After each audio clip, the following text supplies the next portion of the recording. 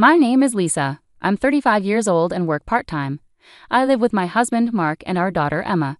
Mark works in an office and Emma is in first grade. We bought an old house and still owe money on the mortgage. When Emma started school, I began working part-time to help pay off our mortgage. Mark is the older child in his family, but his younger sister, Nancy, got married before us and moved into their parents' house to take care of their father. Initially, it seemed like Mark's father was open to anyone inheriting the house, but Nancy, who married first, pushed Mark out, saying, "I'm looking after Dad, so the house should be mine." When Nancy moved into her parents' house after her mother passed away, her father was still healthy and didn't need her care. The house was impressively large with a beautiful gate and spacious land, which amazed me when I visited it before marrying Mark.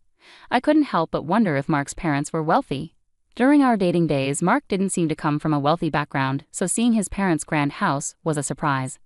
Mark explained that his grandfather had been wealthy, but financial difficulties arose during his father's time. Despite its size and prime location in a residential area, Mark described his parents' house, inherited from his grandfather, as old-fashioned and not very comfortable to live in. He joked that even if they sold it, its value due to the large plot of land was remarkable. I understand somewhat why Nancy kicked Mark out and made him live in her parents' house. She wants to feel happy owning this land and house. But I'm not sure if Nancy actually owns the property and house now. When Mark and I got married, he promised me that since Nancy would take care of his father, I wouldn't have to worry about taking care of my father-in-law in the future. Because of this, we decided to buy our current house. It seemed right that Nancy, who would care for her father, would inherit the house. Even from my father-in-law's perspective, he would probably feel more comfortable being cared for by his daughter if he became bedridden and needed care in the future, rather than by me, his daughter-in-law.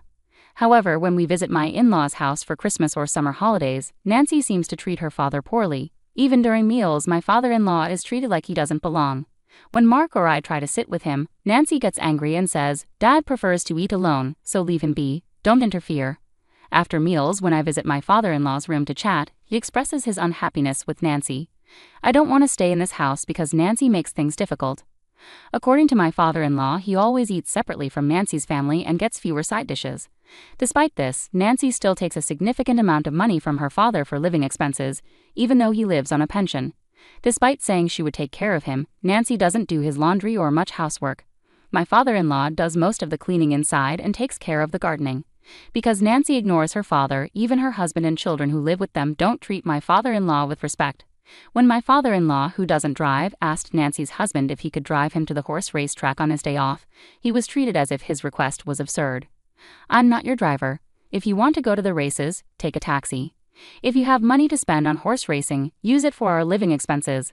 My father-in-law said this jokingly because he was bored, but he was strongly scolded. Nancy's 10-year-old son is cheeky and seems to tease my father-in-law. "Grandpa, stay away. You smell. Don't come out of your room." Even though they've lived together since he was born, my father-in-law seems to have no memory of ever holding him. When my daughter visits, he dotes on her and talks with a hint of loneliness. "You're my only grandchild." When I heard those sad words, I started feeling sorry for my father-in-law. Every time we visit his house, my husband gets upset and tells Nancy to treat their father better. In response, my sister-in-law angrily argues back at my husband. "I am treating Dad just fine. Are you trying to take this house away from me? I won't let anyone have this house." My husband finds it troubling how fixated my sister-in-law is on the house. Then my father-in-law had a fall at home. The house isn't set up for elderly people, and he tripped over a small step, fracturing his right hand. Thankfully, he didn't suffer any other injuries and didn't need to go to the hospital, but it's difficult for him to do anything without the use of his dominant hand. We visited him and were shocked to see how weak he'd become. Not only can he not use his right hand, but he can barely move and clearly needs help. Despite this, my sister-in-law's family completely ignores him and doesn't take care of him. He can still manage to get to the bathroom on his own, but eating is quite challenging for him. My husband immediately confronted my sister-in-law, asking, "Why aren't you looking after Dad?" My sister-in-law seemed not to understand why my husband was upset and laughed it off. "A broken hand is no big deal. Stop overreacting. He can walk by himself and he's not complaining." It seems my father-in-law, used to being neglected, finds it hard to stand up to my sister-in-law, and she probably knows it. My husband was even more furious. "Isn't it obvious that we should take care of our parents?" he exclaimed. Hearing this, my sister-in-law smirked and replied, "Same goes for you, Mark. You take care of Dad. I don't want an old man with hardly any money." I was enraged at how my sister-in-law could talk about her own father that way, but she continued, "Taking care of a father who only has a small pension isn't worth it. Her words were so cruel that I couldn't hold back and spoke up. "Fine, we'll take care of him. He won't heal properly if he stays here." My husband agreed, and we decided to move my father-in-law out of his house right away. While we packed his belongings, my sister-in-law started making demands. "Just because you're taking care of Dad doesn't mean you get the house," she insisted. It was clear my sister-in-law cared more about the house than her father. My husband brushed off her remark. "Don't worry about it. I already bought a house. I don't need this one." "Do whatever you want with it," my sister-in-law said, seeming relieved. While we prepared for my father-in-law's move, neither she nor her husband helped. Instead, they seemed focused on checking his belongings for anything valuable. It appeared they were benefiting from his pension, which would end once he left. They hoped to find something valuable to sell, but there were no treasures to be found. When my father-in-law left his old house, my sister-in-law and her family didn't even say goodbye. They were so cold. But when he arrived at our house, he seemed to brighten up as he happily played with my daughter. It was like he was a different person compared to when he was living with them. We gave him a room that wasn't being used, but because the move was sudden, we hadn't made any preparations.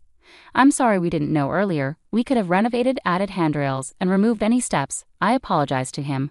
"I wasn't fully prepared. I'll install the handrails and take care of it soon." To my surprise, my father-in-law also apologized. "I'm sorry for causing you worry too. I wonder if $200 million will be enough to cover caring for me and to look after my horses," he joked. I couldn't help but laugh. "Horses, you say?" I chuckled, knowing there was no way I could take something as fanciful as horses and $200 million seriously.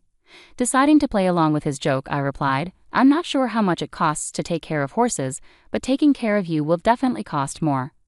I didn't understand why he brought up horses, but I thought his joke was just something wealthy people might say. However, when I saw my father-in-law's worried expression after my reply, I began to wonder if he found my joke funny. Then he started speaking seriously. "Does it really cost that much to take care of someone? All I have left is $200 million. Looking at his serious face, I realized his earlier joke wasn't really a joke at all. Panicking, I tried to explain, "I was just joking. $200 million is more than enough. In fact, it's too much." I immediately went to my husband to ask about the horse business and the $200 million. My husband seemed just as puzzled, but then he remembered something about his grandfather being a landowner. "Remember how I told you my granddad was quite wealthy?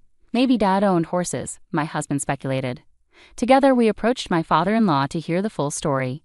It turned out that he had owned horses for many years, and his frequent visits to the racetrack weren't for betting but to check on his own horses. He had never shared this with his family, so my husband and his sister had no clue. Now, with his broken hand, he was starting to seriously think about his future. He worried that mentioning his ownership of horses and having assets worth $200 million to his daughter and son-in-law might lead them to demand it from him, especially after my comment about home modifications. Feeling concerned, he decided to confide in me about his horses and financial situation. Understanding his apprehension, my husband reassuringly said, "I'm not sure how much it costs to care for horses, but with $200 million, you should be fine. We'll handle your care expenses, so don't worry about it." My husband's confident assurance put me at ease. After confirming with the person who had always looked after his horses that everything was in order, we settled the issue about the horses. Knowing now that my father-in-law was quite wealthy, I started to see him in a new light. I thought that once his daughter realized he had significant assets, she would regret kicking him out. Imagining her regret brought me some satisfaction. Since my father-in-law moved in with us, our lives had changed. Balancing my part-time job with caring for him was challenging, but my husband and I managed together. Having my father-in-law at home brought new joy to my daughter, who found a new conversation partner in him. He seemed happier too. His walking had improved since moving in, and even before we finished the home modifications, he could walk slowly with a cane. Though his broken hand was still healing, he was practicing eating with his left hand. Back at his old home, his nephew would complain whenever he left his room, so he didn't move around much. When he tried to go to the racetrack, his son-in-law seemed annoyed. This lack of activity might have contributed to his muscle weakness and fall. On sunny days, he could now take walks with my daughter's help. I had been so focused on his recovery that I hadn't thought much about my sister-in-law. However, 3 months after my father-in-law moved in with us, she called in a panic. "Is Dad there? Get him on the phone right away." At that moment, my father-in-law was out for a walk with my husband and daughter. When I told my sister-in-law this, she became even angrier. "You knew, didn't you? You knew that house was rented. That's why you took Dad to cause problems for us." I was confused by her accusation. She seemed to be implying that their house was rented, but she had always claimed it was theirs. Even if it was still in my father-in-law's name, calling it a rented house didn't make sense to me. As I struggled to respond, my sister-in-law became more agitated. Some guy claiming to be the landlord of our family home showed up, saying I'm behind on rent and that I need to either pay up or leave. My confusion deepened. When she mentioned the landlord of their home, I wondered if he had come to collect rent from my sister-in-law. Right then, my father-in-law returned home, so I quickly explained the situation and handed him the phone to speak with my sister-in-law. With a hint of anger, he addressed the daughter who had driven him out of his own home, saying, "Didn't you know the house was rented? It belongs to the company where my father was the CEO. I've been paying the rent until you kicked me out." My father-in-law sounded distant and angered, and my sister-in-law, sensing his frustration, shouted back over the phone, "I never heard about this. I'm coming over right now, so wait for me." About 30 minutes later, my sister-in-law and her husband arrived, their faces flushed with anger. They seemed surprised to see my father-in-law walking independently, but the focus quickly turned to the pressing issue. As my sister-in-law erupted again, she accused, "You said the family land belonged to us, Dad. Did you deceive me?" Smirking slightly, my father-in-law responded, "I didn't deceive you, I just didn't tell you because of how you've been treating me." My sister-in-law was left speechless by his comment, and her husband intervened, saying, "Setting that aside, can you please pay the rent? If not, we'll be evicted from the house." My father-in-law chuckled dismissively. "Why would I pay rent for a house where I no longer live? After you kicked me out, isn't that a bit unreasonable to ask?" Unable to counter his logical response, my brother-in-law fell silent. Then my sister-in-law spoke up. "Dad, were you planning to make life difficult for us all along? You seem more energetic now than when you were living with us, even with your injury." Stepping in to clarify, I said that's because he's been doing daily rehab exercises, practicing walking, and working on using his injured hand. My father-in-law nodded in agreement. "Being kicked out by you was actually a blessing. Since moving in with Mark, we eat together as a family, and I feel valued." My sister-in-law and her husband were left speechless. Just then, my daughter innocently revealed my father-in-law's true situation. "Grandpa, your horse is racing in the next horse race, right?" My father-in-law grinned and replied to my daughter, "It's racing this Sunday. How about we go watch it together?" Excited, my daughter ran off, but my sister-in-law and her husband quickly caught on and asked him, "Dad, do you really own a horse? Are you a horse owner?" With a self-satisfied look, my father-in-law answered, "I didn't say anything because I knew if I mentioned money, you'd try to take it.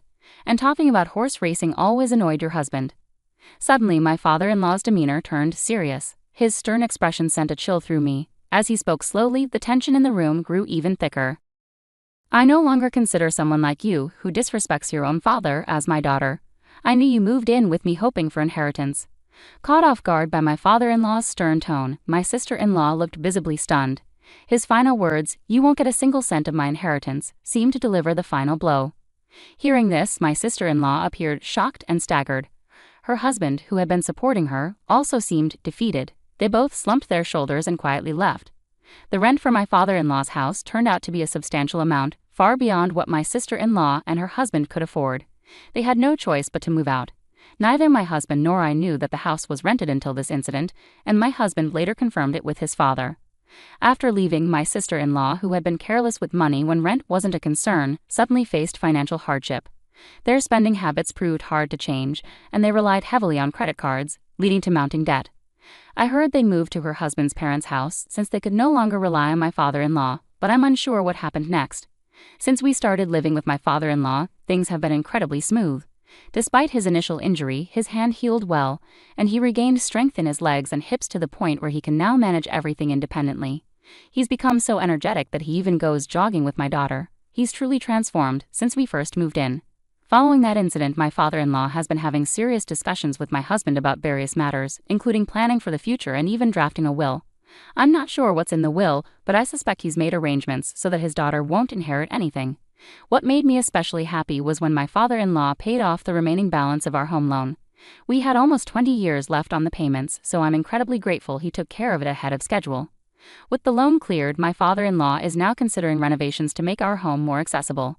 He talks about his plans with a smile, but when he jokes about being able to stay in bed anytime, I gently remind him that I want him to stay healthy and active for as long as possible.